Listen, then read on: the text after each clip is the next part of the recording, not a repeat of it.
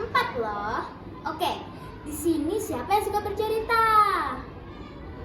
Kalian suka bercerita? Baiklah, dengarkan ceritaku dengan baik dan dengarkan dengan sesama. Judul cerita aku adalah Raden Sawunggaling. Pada suatu hari, ada seorang anak laki-laki yang bernama Jaka Berek. Dia tinggal dengan ibunya, tetapi dia tidak tahu siapa ayahnya. Nah, dia itu selalu diejek oleh anak-anak di kampung dengan sebutan anak haram. Jaka Berek malu dan kesal kepada anak-anak itu. Tetapi dia juga tahu dia masih punya ibu. Karena pada suatu hari dia berpikir, siapakah ayahku sebenarnya? Akhirnya dia bertanya kepada ibunya, Ibu, siapakah ayahku sebenarnya? Kata Jaka Berek. Baiklah nak, sekarang ibu akan memberitahu siapakah ayahmu sebenarnya. Ayahmu itu adalah Adipati Jayakrono di Surabaya. Jika engkau ingin bertemu dengannya, kau harus ke Surabaya, kata ibunya. Baiklah ibu, aku akan ke Surabaya sekarang juga. Dengan bekal seadanya, Jaka Berek pergi ke Surabaya. Lalu saat sampai di sana, dia tidak boleh masuk oleh Sawunggaling dan Sawungsari, yaitu adalah saudaranya. Kau tidak boleh masuk, dasar anak kampung. Aku ingin masuk. Aku ingin bertemu dengan Adipati Jayakrono. Jadi biarkan aku masuk. Tidak boleh, dasar anak nakal, kata Sawungrana. Tiba-tiba ada Adipati Jayakrono di sana. Ada apa ini? Kenapa kalian bising di sini? Dan siapakah engkau anak muda? Kata Adipati Jayakrono. Aku adalah Jaka Berek. Aku ingin bertemu dengan ayahku, yaitu Adipati Jayakrono. Jika engkau adalah Adipati Jayakrono, berarti engkau adalah ayahku, kata Jaka Berek. Tapi apa buktinya jika engkau adalah anakku? Dan siapakah nama ibumu? Kata Adipati Jayakrono. Ibuku bernama Dewi Sangrah, dan sebagai buktinya aku membawakan selendang puspita cenda ini untuk diberikan kepadamu. Lalu Adipati Jayakrono percaya bahwa Jaka Berek adalah anaknya. Nah, saat di situ Adipati Jayakrono mengubah nama Jaka Berek menjadi Raden Sawunggaling. Lalu dia pun tinggal di sana bersama ayah dan juga saudara-saudaranya.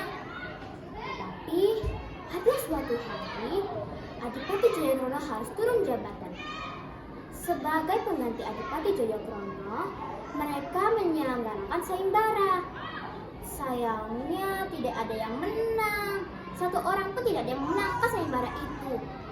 Lalu Sawunggaling pun mencoba. Dan benar saja, Sawunggaling memenangkan sayembara tersebut. Dan Sawunggalinglah menjadi adipati di Surabaya. Tetapi Sawungnya dan Sawungsari tidak suka dengan hal itu.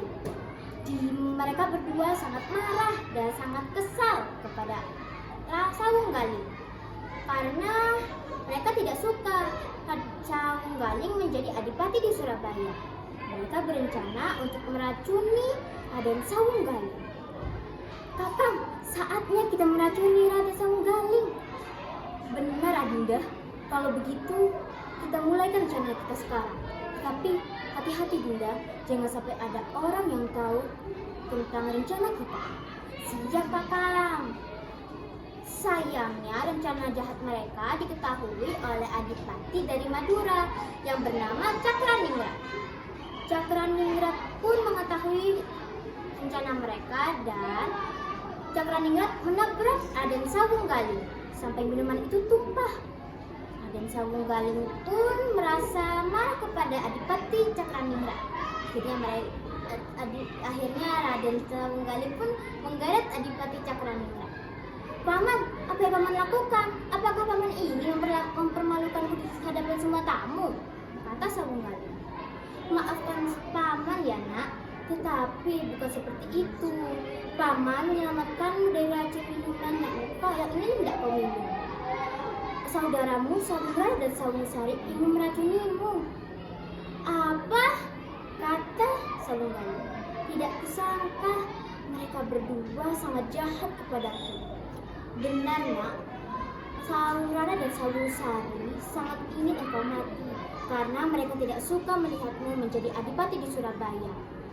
Mereka berdua juga bekerja sama oleh para orang-orang Belanda. Apa? Jadi begitu, orang-orang Belanda itu menciku. Kalau begitu, aku akan mengusir orang-orang Belanda itu dari sini.